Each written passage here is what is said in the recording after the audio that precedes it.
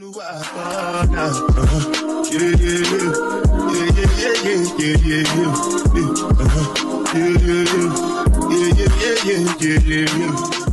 you very much for taking time out of your busy schedule to be here. I know that you've been doing a lot of work with the volunteer programs and all that to help out the communities. So, Yeah, what's crazy is the last time, 'cause this is my second time being the mayor, and the last time I was the mayor, the pandemic hit. So I don't know if it's me or what's going on, but there's always something happening. But I think the pandemic kind of, prepared me to kind of, in the city to, we weren't impacted here, but we did do a lot of work to help our neighbors up in Altadena, and we did have some of our firefighters go up there, and it was pretty intense. It was, they were showing me pictures and videos, fighting the fires for more than like 50 hours, which we're gonna do a big community event for them, kind of thank them for all their work, and of course I'll send out the invite so you all can join us as well. Yeah, you could definitely count on us. We'll be there. Yeah, but so before we dive into everything that's currently going on in Montebello and the future of Montebello, I would like to see if you could please share a little bit about yourself, your childhood, who was Salvador Melendez growing up, and how did your parents, play a part and a role into shaping the blueprint that you currently have now? And also, how has faith played a part in your success? Yeah, I mean, that's, we're gonna go deep now. No, it's, to start off, I've been in the council for 6 years now. I've been the mayor twice. Grew up here in this community. I pretty much, maybe there's a lot of similar stories here, but didn't really have much growing up. I never considered myself like, that we were poor or anything like that, but, we always had something to, we always had food on the table. Yeah. But then when you get a little bit older, you realize that things were a little bit challenging. There was 6 of us living in a 1-bedroom apartment, right? But you don't really see that when you're small, right? Because you're like, I have food on the table, I have love for my parents. And we always volunteered, right? So I used to volunteer at Miraculous Meadow, and we used to work at the food pantry, always, give back to the folks in need, and it was pretty interesting because it was like at the same time we were kind of in need, right? Because we were giving out food, but then we were taking some of the food too, and it was that kind of showed that. It showed me that we're here to serve as well. We're here to help our neighbor. We're here to lift a hand up. If somebody needs it. And I think that's kind of a lot what you all do, right? And you guys want to see the change in the community. You guys want to like pick up the community. So that's literally I'm doing that, but in the public sector, right? At city council. So I think all of that kind of shaped my involvement here in the city council. I was just talking to Chris that, when I first ran, I was straight up the underdog. Like nobody knew about me. Folks told me, don't run, it's not your turn, you're too young, you're not gonna win, all this. And the same mentality that you all have of, grind, mama mentality, put in the work, that's what got me to get in there, right? Like that's how I was able to be the top vote getter. When I got out fundraised for probably like 100K, I fundraised like 6,000 my first time. There was folks that had fundraised over 100, 120K, and I beat them all, right? And that just shows like, just putting in the work, believing in yourself, believing, having God on your side. That's like, you're gonna get things done. So it's the same thing that you all do, man. It's just like, it's just in the public sector. So yeah. A round of applause for that, honestly. Yeah. Wow. So 6,000 versus 100,000, that's like well over 10x. Yeah. What do you think made the difference? It's just like, I think just keeping it real, like it's really just be genuine, just, talk the issues out. There's going to be people that are not going to be aligned to what you believe in, but I think if they see the true human element, I think that makes a big difference because sometimes, you just get, some folks might want to get your vote, but they're just not genuine, right? Mm-hmm. If you tell them what it is, you provide your analysis, and even if they disagree with you, and you went in deep having a conversation, give them the analysis, they're like, you know what, I'll consider this person. And I think that's what made it happen, aside from probably knocking on every single door of this city for maybe 3 or 4 times. And I ran through like some shoes, and it's just it is what it is. But it's like you got to do what you got to do, and it's just no excuses. There was times that I didn't want to do it. There was times I would wake up sick. There was times that I would get discouraged, but you just have to do it. Just keep grinding. And I know that the first time that you ran, you were 28, but you became mayor at 29, right? Mm-hmm. And you were going to law school full time, and you were working a part-time internship. What triggered you to say, hey, I don't have enough on my plate yet, let me go start campaigning to become mayor? I wouldn't recommend it to anybody. I mean, I was in my first year of law school. That's usually the hardest year, right? Yeah. Like, or hardest semester. Why? Because they teach you what's called the Socratical method. So they give you a different thought process, and to put it simple, they kind of pick on you, right? So they want you. They're gonna call on you, so you better be ready to answer the questions. And they don't care whether the answer's right or wrong. They just care that you stick with it, right? And that's what makes an attorney, because the letter of the law, it's always, there's a lot of gray area. It's the way you kind of like your analysis is what matters, but they want you to have like a backbone and say like, okay, this is what I'm sticking to it. And I think that application in life, like you just like that goes way beyond everything. Just stick to what you believe in.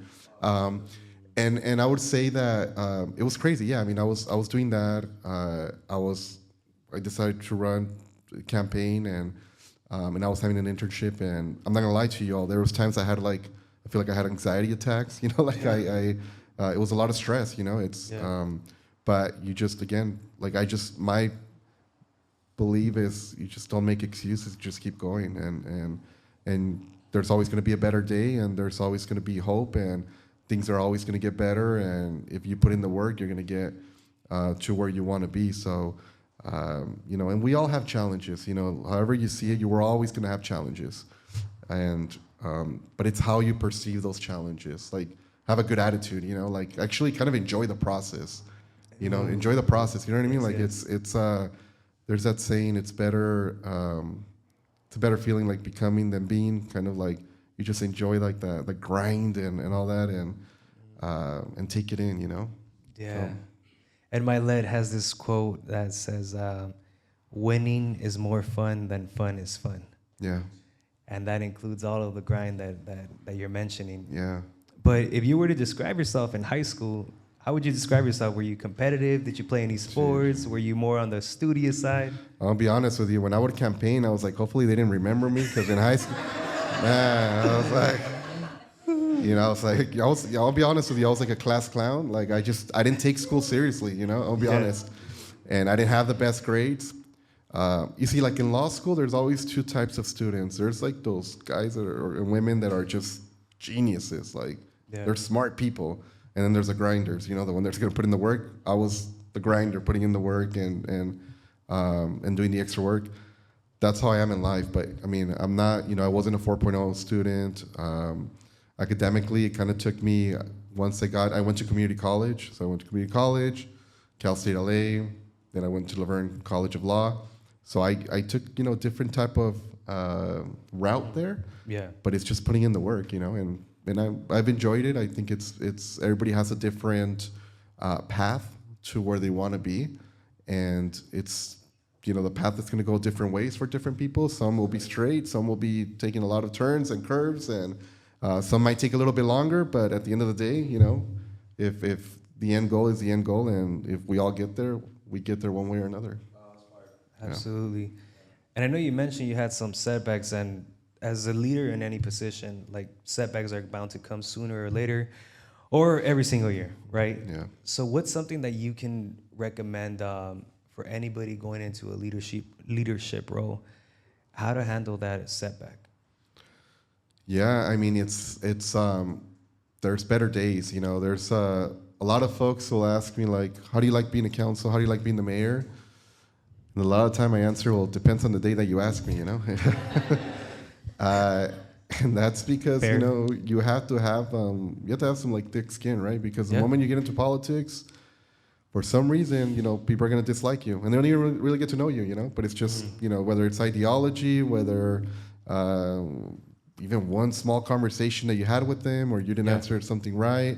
So there's always going to be, you just have to, again, I think, have a thick skin on things, and again, just a better day. There's always going to be a better day. Just every day you have to literally live day by day, and every morning that there's a new day, there's a new challenge, and let's take it on. You can't dwell too much on the past. If you get stuck too much, and that was kind of like some of the issues I had early on in my council tenure, was that sometimes things people would say, or issues that would come up, they would just be in my mind. After a council meeting, it would take me a little bit of time to go to sleep, and because I was just thinking, and it would bother me. But I kind of developed those challenges make you the person that you are now, and I'm kind of like, okay, well, that's the way that person thinks. I have good night's sleep now, and next morning I'll wake up and here we go at it again. There's going to be a new challenge. There's going to be new goals. Let's get it going. Wow, you just started focusing on what you can control. That's right. I think that's key here, because we can't worry about things that are out of our control. Worry about what you can control. I think if you just apply that to life, it's just you're going to be a much happier person for sure. I completely agree. Yeah. It's hard at times, but I completely agree. Yeah.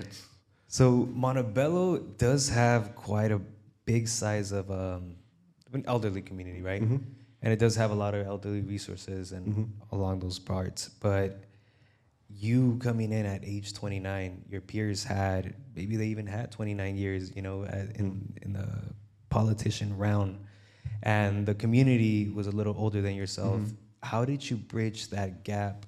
Because I went through something like that myself. At age 20, I became one of the youngest plant managers, and there was people in my role that had 25 years working there, let alone, they were past my age, right?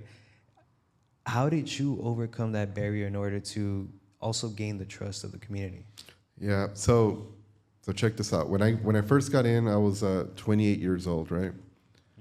The person that I beat, although there was three seats open, 3 new people came in, but the person that I defeated essentially was in the council for over 33 years. So not 33 years old. That person was in the council for 33 years, right? I believe. And here I am coming. So they've been in the council, longer than I have been on this earth, right? Correct. So when you come in young to the council, you have a lot to prove, because people don't trust you as much. So it's kind of like you really have to have a small margin of error, and you have to prove yourself a little bit more.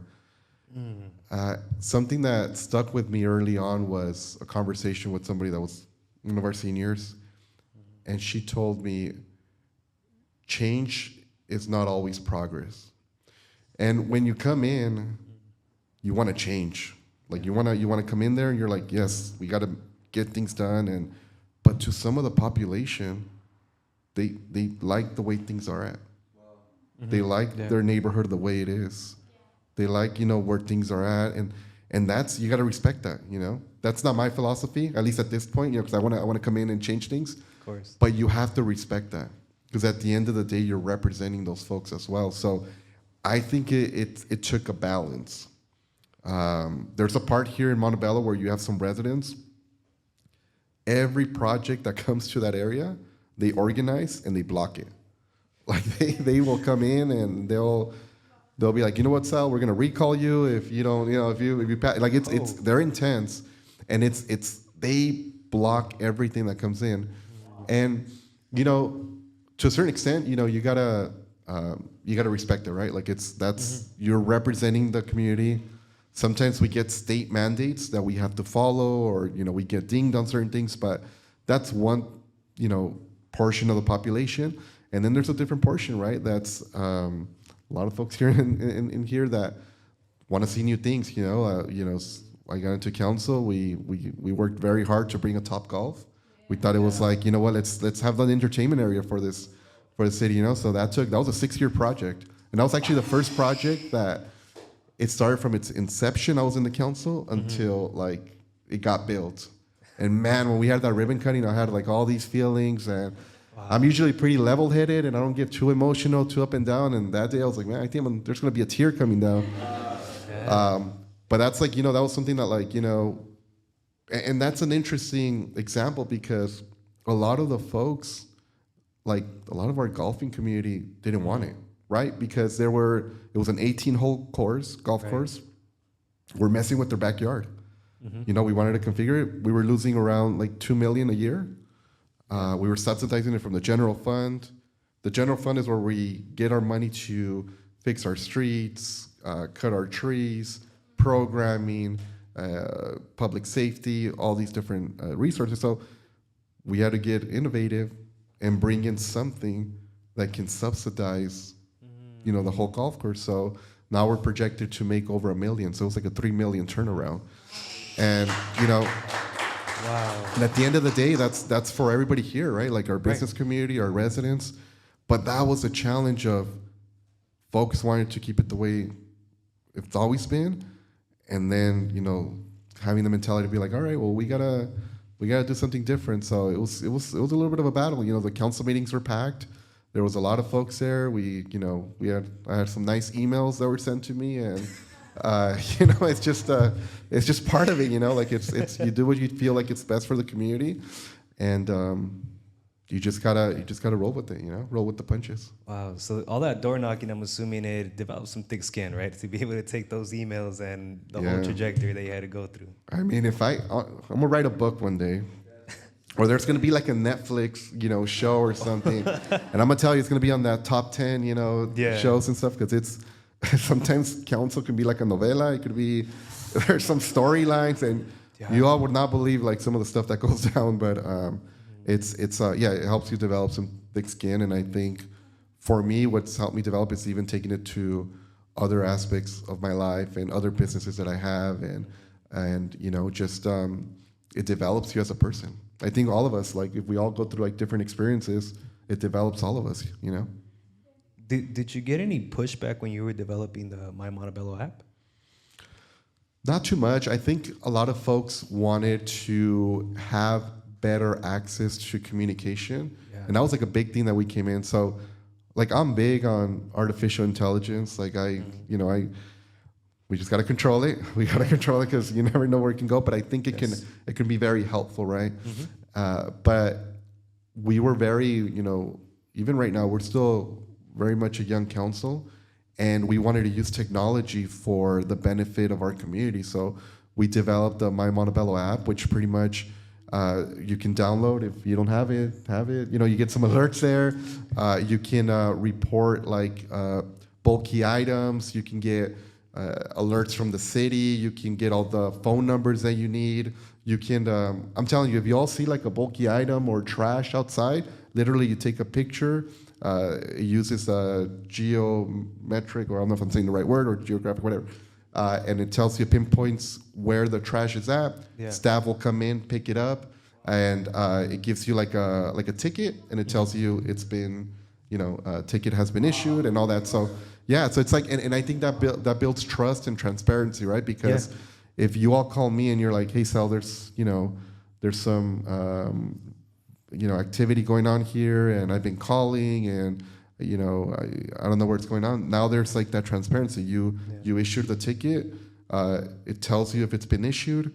It tells you when it's been assigned to somebody, and it tells you when it's been fixed. So we're just trying to like bridge the gap there and implement some of that technology. So download the app. Yeah.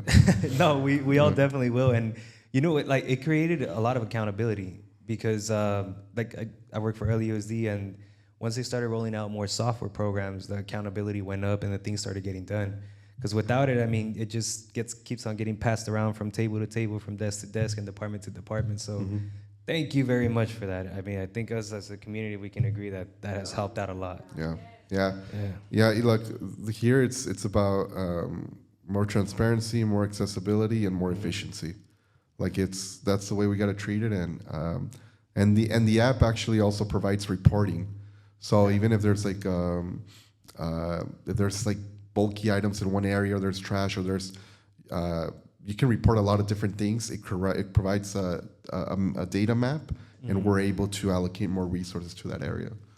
Okay. So yeah, That's technology, man. Let's use it. I know that Montebello has a lot of rich history, right? There's a big Armenian population, Mexican population, and Asian community, right? And also a lowrider community in Yeah, yeah. Whittier Boulevard. But what is something that, like a fun fact that you can tell us about Montebello that most people are not aware about? Oh man. Okay. We did have an airport here in Montebello once. Okay, Yeah. now that's a new one. No, it wasn't. It wasn't like an LAX Right. but it was a small little, yeah. I believe on Vail. Yeah, sometime back. So I don't know if most folks knew that, but That's definitely a fun fact. yeah. Because, I mean, I think we've all seen the oil rigs, right? Or I don't know Yeah. if the oil rigs is the proper terminology, but that's where the Oilers came from, Montebello High School. And by the way, I think we got a fellow classmate here. Yeah. Go Oilers, yeah. The I still have Oilers. love for my Spartans, but you know. So we used to live out there by Maple and Beverly, was it? Oh, yeah, Poplar and Beverly. And I used to just jog it down to the Boulevard Market and to Angry Horse, and it's a great ambience, by the way. Yeah, that's the area where we're trying to build our little downtown Montebello, kind of have like the little bit of an uptown vibe, uptown Whittier. Right. Yes. So when I first got into the council, Boulevard Market was just starting, and that was also a project that I worked on even before I was in council. So it was pretty much Boulevard Market. I don't know if you all remember, but it was just a dirt lot, Yeah. and there was just a fence around it. The city did a public-private partnership where we essentially worked with Boulevard Market to develop that area and also some condos in the back. But what we're trying to do there is just activate that area. I mean, the issue Montebello's had in the past is that we didn't have a general plan or a specific plan, meaning that we didn't assign certain areas in the city to the specific use that we wanted it to have. So I'll give you an example, and you'll see this a lot in Montebello. Unfortunately, we're trying to change it. You'll see a dentist, restaurant, car dealership, and a barbershop. Like all random spots, right? Not to say anything bad about any of those industries, but what we're trying to create is foot traffic, or we want to create a place that you can go and get some food. If you want to have a little beer, somewhere where you can have a beer. If you have family, ice cream, whatever, and just kind of spend that area, right? So, but it takes time because it's for so many years it was just random little areas, and I think that not having the general plan was a big issue. So in 2020 we started our general plan and we finally finalized it. So with that as well, it provides us also enforcement into being able to have certain uses in certain areas. But where you're mentioning like the Boulevard Market, that's where we want to build our little downtown area. There's projects coming along next year, kind of right in front of Boulevard Market, that whole little strip. It's a Cesar Chavez project. There's housing in the back, and then we're gonna do mixed use in the front. So we, hopefully it'll be new restaurants, new places that y'all can visit, and make it an afternoon. So out of all things, I was actually there yesterday, and I bumped into Tuesday. I bumped into some of the people that are developing it. The main project coordinator and a few others. They were having some food right there at Boulevard Market, and they mentioned that they are developing. I think you said CDU or. Well, basically, where there's shops in the bottom, and then things are going to build up. Mixed use, yeah. Yeah. Yeah, so a lot of so mixed use is pretty much the concept here is you get a building like this is that you'll have storefronts in the bottom and then you'll have people living upstairs. Why is that? And that's becoming more common now in cities. Why? Because the lack of space and lack of just territory. And two, it could create a natural flow of folks coming in, right? So, for example, if you have restaurants in the bottom, the idea is that the people living upstairs or people that that are living there can go down, shop, and it's just creating more use into that specific area. Because single family homes nowadays, like you're not gonna find them too much because, or at least being built, because folks are trying to maximize how much they can build in certain areas, right? So, so the concept of a mixed use facility it's for the last several years has become very more popular in the development of cities. I actually had a question about Boulevard Market because like they're legit containers, right? Yeah. So yeah. what was it like?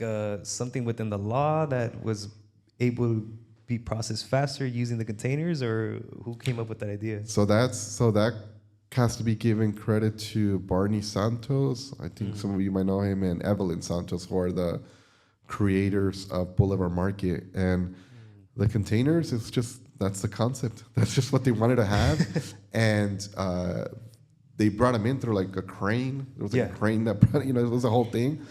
And the idea is for each of the folks that rent out the containers, for them to be able to have a little bit more experience in that business and literacy and know more about business, and then eventually go and open up their own storefront, and then a new business comes in, and kind of like that. That was the original idea, and I mean, it's been successful. If you guys go to Cafe Santo, it's always packed. Taquero Mucho, like, that place, if you want to get some pork belly tacos, it's the place to go.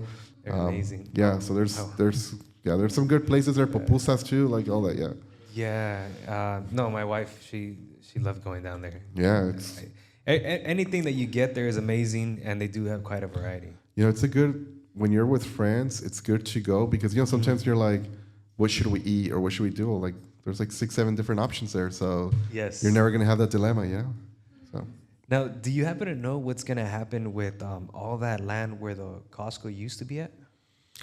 So where Costco used to be at, that's Tesla's coming in. So Tesla already came in. Yeah. So Tesla, and that's another one too. Like it's so the biggest. So just so you all know, the biggest generators of money for us here, in regards to sales tax, are car dealerships. So those we probably generate maybe close to $1 million of sales tax. Tesla is we're getting all that sales tax, because this is the. I don't have a Tesla, but from what I hear, you have to kind of order it. It's not like a regular dealership that you go through, but the pickup zone is here in Montebello. So that's why you've probably seen a bunch of cyber trucks going around Montebello now, and you're like, why are they all here? Well, they're up there. They're not officially open, but people can already start picking up their orders there. So without even being open just yet, they're selling around 100 vehicles a day. So it's crazy, yeah. That is quite a bit. 100. Well, yeah. I mean, it's Tesla. I mean, they have back orders, for days. But given the fact that Montebello is seems like it's becoming a little more forward thinking, right? Yeah. Us having a business here and being more on the youth side, what is something that you would recommend individuals or us as a community or business owners that we can do to, help play our part in Montebello? Yeah, I think there's always a lot of opportunities, right? Like, I know for yourself, like when we had the whole providing resources to the fires and all that, you stepped up and how can I help? What can I do? I think, we're all a community here, right? Like, we're all here to help each other out. We have a lot of events here in the city. There's partnerships that we can have to educate folks on certain things, and I'm always willing to partner with anybody here or any organization that's willing to uplift our community, that's willing to provide resources to our community. And we have a lot of events here. We have our senior center. There's a lot of events happening there. We, in regards to the youth, we have our youth commission. So if there's ever anything that wants to get presented there that the youth can take on, they definitely can take some stuff there. So. Through the city, through our nonprofits, through all these different organizations, if there's always something that can be, there could be a partnership, we're always willing to come in. Do you foresee like, because I know in Alhambra and it's one of the high schools in Alhambra, they have a yearly entrepreneurship event where students get to bring their ideas, create devices, things like that, and then there's a real panel that gets to, I guess for lack of a better word, judge, right, and Yeah. see which one's gonna move forward, and then there's a culmination for it. Do you foresee that Montebello might be able to do something like that? To just bring some more entrepreneurship spirit into the city. I think that'd be great. I would love that. We don't. So the way it works is the city council. We deal with city stuff. Montebello Unified School District, they have their own board. They have their own president. So it's a separate entity, but we partner up a lot. We're doing a student leadership day where they come into City Hall, kind of get to know a little bit more about the different positions at City Hall, like what's a city manager, what do different directors do. But I can totally see that into the private sector, and shoot, that's something that we can all work on, and Yeah. we can definitely get in a conversation with the MUSD president, and I think they would love the idea. And I think that's what's needed, because even myself, like going into law school, going into politics, sometimes here what I felt like was lacking a little bit was mentorship. And mentorship is so key in just providing that guidance, and we get that so much with like our youth, like it's like once we succeed, like let's come back, and show them and guide them, and even like, at least when I was in high school, like I knew nothing about like, finances or investing or any financial literacy, Right. And I feel like sometimes when you learn, you're like, damn, if I would have known that like 10 years ago, yeesh, my life would be a little bit different, but I think that's so just necessary. And if I can help here create that space, and that partnership, I'm more than willing to, because I think there's so many folks out there that just don't have that, and that's so important, I think. And you see that a lot, like when there's kids from more affluent communities that they go to either a university or they go into the business side of things. Right. They feel they're a little bit more prepared. Yeah. You know what I mean? They're a little bit more prepared, and that's just, they have an advantage. So Yeah. but the only people that are going to help the folks in our community, it's folks like us that are part of the community, and we Yeah. just need to provide that guidance. No, of course. And I think that the key advantage that they have is that they have a different financial blueprint that we have. They were born not born knowing these things, but they grew up learning these things, how to apply it, how does compound interest work, how does credit cards work? Oh, I have to pay it? Oh, I can't just spend it? Yeah. Yeah. People laugh, but it's some real things, right? Yeah, and and I'm a believer that it's we can all succeed, right? Yeah. Like it's not that I'm gonna try to get ahead by either somebody's got to suffer, right? Like it's none of that. I think everybody we can all make it. I really do believe in that, and I'm actually, last year we did for the first time we had two conferences, one designed for young men and one for young women, and we did it in partnership with Montebello Unified School District. We had it at the QCs, and in that it was just I didn't attend the young women's 'cause there was another event, but for the young men's, even like just making a tie. Yeah. Just some structure, and there was like different classes throughout that sometimes you're like but it's needed, you know what I mean? It's just how to prepare you as a professional, even though at a young age, just start thinking a little bit different. So maybe with that, like that's something we can incorporate, something that maybe some of you have something to kind of contribute, and we can definitely do that. Yeah. 100%. And man, thank you for helping that go forward, because I think we can all agree as parents, or simply as brothers and next leaders, having that mentorship, having something accessible like that, it'll definitely help shift the next generation and bring up Montebello. Yeah. And if Montebello comes up, by default, surrounding cities will also. Yeah, absolutely. It's a trickle effect. Yeah. You start seeing some cities develop, then you start seeing the neighboring cities develop, and what I'm kind of seeing in Montebello now is that as new development comes in, I'm seeing a lot of folks that were either born, raised here, or that lived here a little bit. They're coming back too, and that's very much needed too. And it's and whether you live or don't live here, whether you work or don't work here, it's and this applies to all the surrounding cities in San Gabriel Valley, Southeast LA. It's just go in and try to uplift your community. Like let's try to uplift our people and provide those opportunities. Awesome. And what is a belief or a principle that you hold yourself that you would recommend others to practice?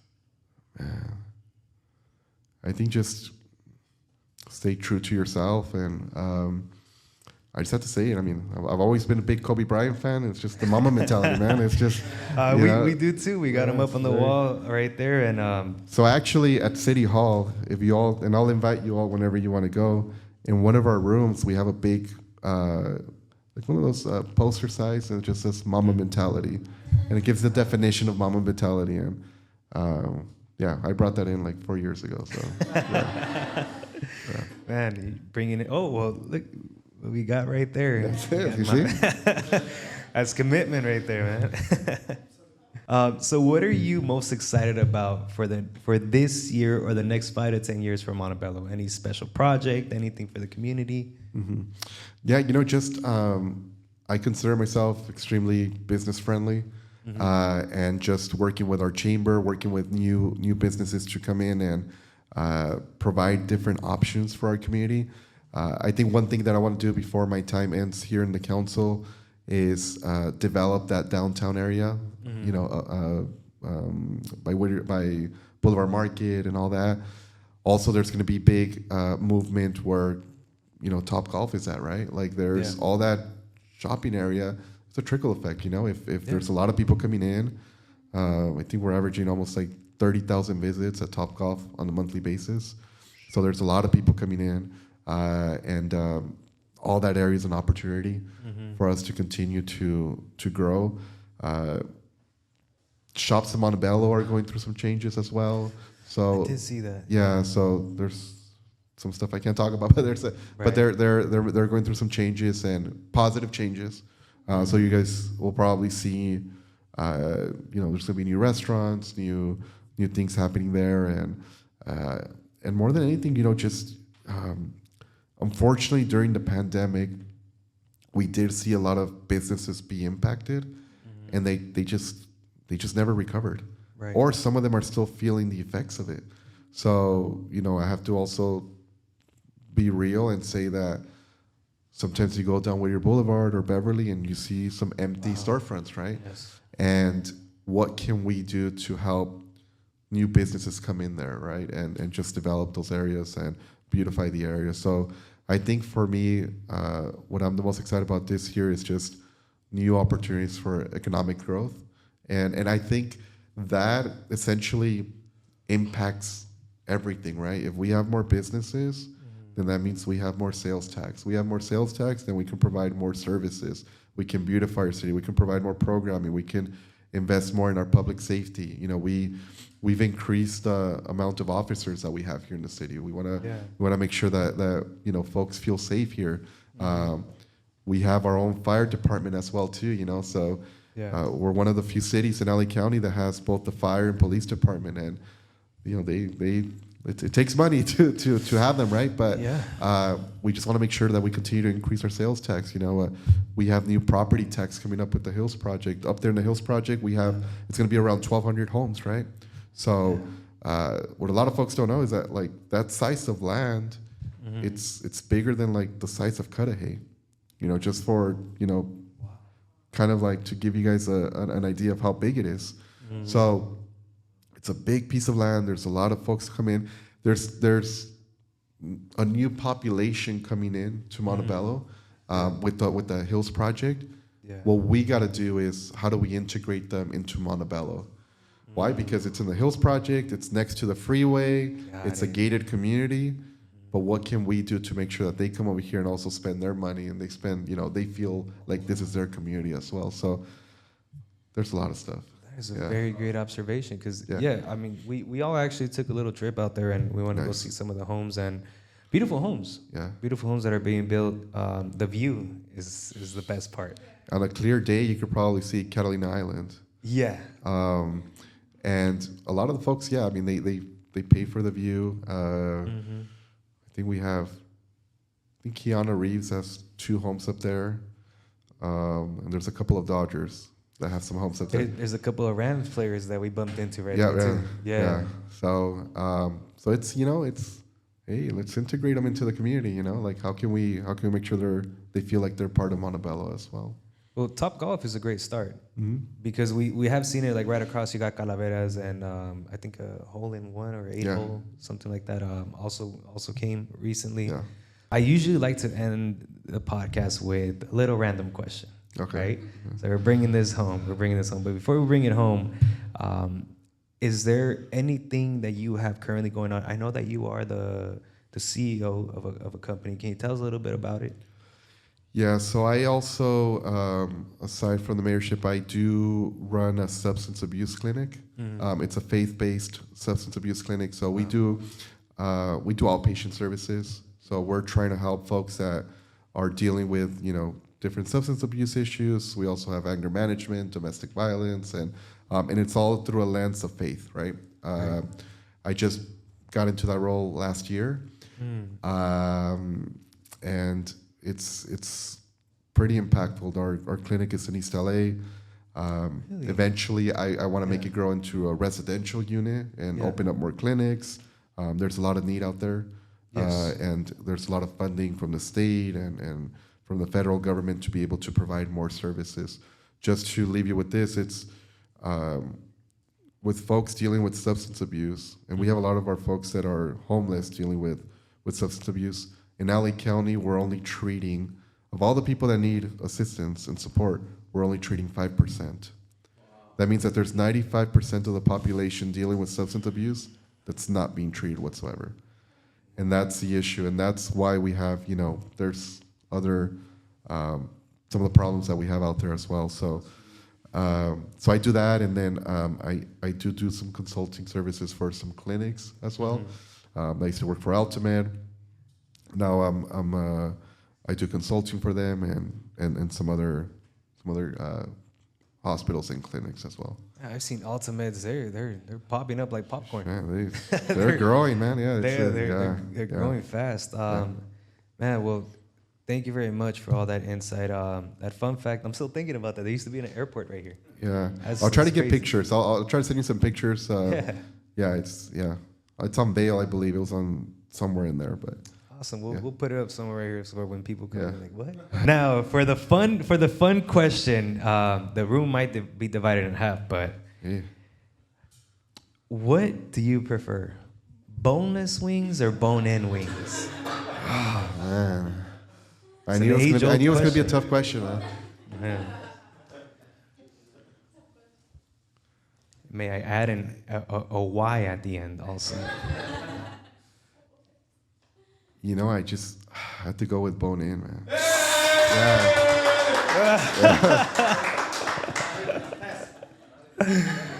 I just. That's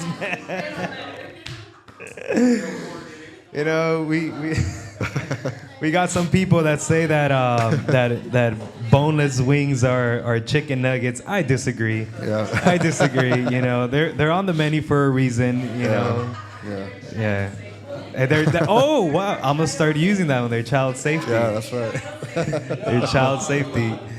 Now, where can the people follow you, and where are you usually most active at?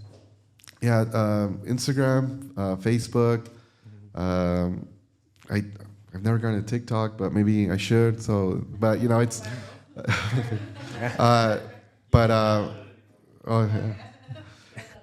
But no, just usually, through my, Facebook, Instagram. I think that's where I'm a little bit more active. But some folks here have my cell phone number, and I'm just available all the time. If you ever need anything here, if there's any issues, I consider myself a facilitator. It's what's your issue? Let's try to help out. And I think I'm really easy to get a hold of. So I'll leave some of my business cards here as well. And I'm here to represent you all, represent the business community, represent the residents, and I think together we can continue to make a better Montebello. Now, can we all see why he's doing a second term? You're very transparent, so thank you very much. But we have a small token of appreciation for your time. Oh, nice.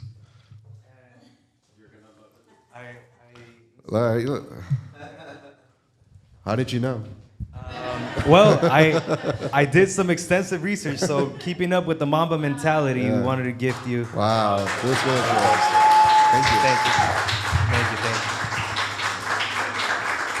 Anybody have one question, real quick? All right. It's really cool. All right, Mayor. Thank you so much for your time. In our business, we have this term we use the flag carrier term. So what this means is it can be an individual or team in office that serves as the MVP. So you kind of set the standard for everybody in the company. So as a city, Montebello, who do you envision us becoming for California? So and what are some steps that we can take so that we can achieve that vision and become leaders and models for other cities around us? So essentially, what can we do here as a city to kind of be the model of California? Yeah. What's the vision, and what can we do to become that model for others? That's a good, man. I feel like that's an essay question. And, when you're looking at the test and you're like, Chat GPT. Yeah, Chat GPT, exactly. What can I use right now? No, I think just pretty much what we are as a community. We're an extremely diverse community. Montebello's, we have a little bit of everything here. And I think that with that provides an opportunity to have a little bit for everybody, right? Like it's, I'll just say, there is in the state and nationwide, there's some division, right? And politically, right? And ideology. And I think here in Montebello we have a little bit of everything. We have, we can be that model where everybody we just focus on making progress and helping one another and showing the state, showing the country that we can be that throughout, right? And again, just going to having, whether you're conservative, whether you're liberal, whether you're older, younger, that you can have a home and that you can feel comfortable and that you can feel like this is a neighborhood for everybody. So I don't know if that answered the question, but I feel like just applying our diversity and our different ideology and making that work. And I know that's small, but if we can apply that, to a state, I think it's something that that other folks in other cities can follow. By the way, thank you for being here, Mayor. I'm very surprised, honestly, by having you here and hearing this talk. I'm like motivated right now. I had no idea, just the way the conversation went. Thank you for that. But I do have a question in terms of, for you, coming in where, we have a very similar background, with a lot of folks here. How much of an impact has it made for you now being in office and seeing the bigger picture and to see the city and how much it has changed for you? I have two boys, so I feel like sometimes we overpass and everybody shoots for the North Star and we want president one day or being in office as a governor, but being a mayor, how much of an impact has it made to you, and what is the North Star for you? Where does it end? Is you still continuing with the public side, private? What is it for you? Yeah, I need ChatGPT here. No, I'm just kidding. No, I think being the mayor has made me see things through a different lens. Because when you make a decision, you want to make a decision that you feel can impact, it can be for the betterment of everybody, right? But I also, like, if I can just, impact one person or two people or just a few people, and they could be making a real big difference, I think that's good for me as well. And I think all of us can do this. Like, everybody here can make just such an impact on whether it's one person, and you could change somebody's life, and this could be a better world, So I also have that mentality, and some requests that I get are could be very simple, and some requests are like, whoa, like, this is going to take a little bit longer. It's longer vision. So it's a little bit of micro and macro, support or guidance or analysis. And, at the end of the day, when I make the decision, it's always for the betterment of the community. And sometimes that might not be the most popular decision. But, we're privy to some information that sometimes not everybody has. But at the end of the day, I have to make the decision that I feel is for the betterment of everybody. But, and where do I see myself going? Honestly, I don't know. It's, if there's an opportunity for, for higher office, sure, I'll take it. But also in the private sector, I feel like I'm doing okay. And if there's an opportunity to continue growing there, then we go that route, right? So I think many of us are going through that, right? Many of us are maybe are diving into the different things. There's different revenue streams. There's different opportunities. And what I love the most about this country is that we even have a chance to do that. We have an opportunity to do that. So I'm grateful for that this country provides you with that opportunity. Yeah. So I will own up to my word. We do have enough time for one more question. Does anybody have one? Hi, Sal. First, I want to acknowledge you because earlier when you said about you were like the youngest contender and why did they vote like the other people out and they voted for you, I remember, why did I vote for him? And it was because I've been here my whole life. My family, my mom had a business, now it's my business. And so at 9 years old, I was going to city council meetings. I shouldn't, they get crazy, by the way. Do they still get like that? You should have seen yesterday. I can't, I'm too anxious to. Count us there then. Yeah, so I think when you ran, it was something like, this person seems genuine. Like you haven't been around long enough to be, what is that one quote in Batman that you're like the good guy, but you're there long enough to become like, and I think you still possess that. As a business owner, whenever I've reached out to you, which hasn't been a lot, but whenever I have, you're like right away, it's done. It's, it's ready. And I really appreciate that about you. And I know like friends that know your family and they have amazing things to say about you. Now, my question is, I'm so excited for a lot of things that are happening in Montebello, but I can't help to be very scared too, because that's going to affect me directly. And what do you recommend I do? Because I feel like we've been kept in the dark. Let me just be specific. I own a bakery where the Cesar Chavez Foundation is going to build phase 2. So it's just like a matter of like when, which is coming soon. Yeah. What do you, what's the plan for us? Because we're gonna lose, I'm at the bakery longer than I'm at my house. Yeah. No, that's a fair question. And by the way, the late fees, we're taking care of it. So yeah, Thank you so much. I spoke with the city manager yesterday, so and it's probably not the right channel to tell you, but it's getting taken care of. Thank you, I appreciate that. No, and I think that's you've been active and you've been always very respectful because it's a big concern, right? And that's what we're talking about, right? Like there's the Cesar Chavez project is coming in. There's going to be some new opportunities there, but we have some existing businesses that have been there for a long time that have been the epitome of what Montebello is. So with that, we have engaged with the Cesar Chavez folks to start having those conversations of how we can provide you the support and assistance. I'll revisit that again, and I'll make sure that we're ahead of the game, so you have those clear answers, because that's what we're there for. To kind of to be your voice and to be that backbone to help you out. So thank you for your patience, because I know it's I can't imagine what you're going through because there's a lot of uncertainty, and we want to make sure that you're taken care of as well, because I think as we see new opportunities come in, we got to take care of the folks that have been here as well. And it's challenging, with all that being said, but I'll definitely follow up, and we'll continue to work with the Cesar Chavez folks and make sure that you're taken care of as well. Thank you very much. I really appreciate that. Thank you. And well, with that said, there's a saying that I love to say in our podcast, the VibeConChris, and that is, Energy is a form of frequency, and your frequency is what you frequently see. I think that today you raised up all of our frequencies and energy, right? You fire it up a little bit or what?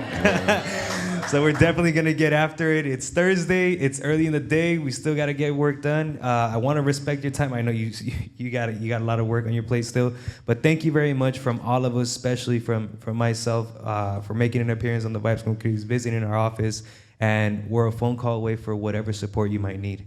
So guys, let's give him a round of applause, please. Mayor Melendez. Thank you, man. Appreciate it.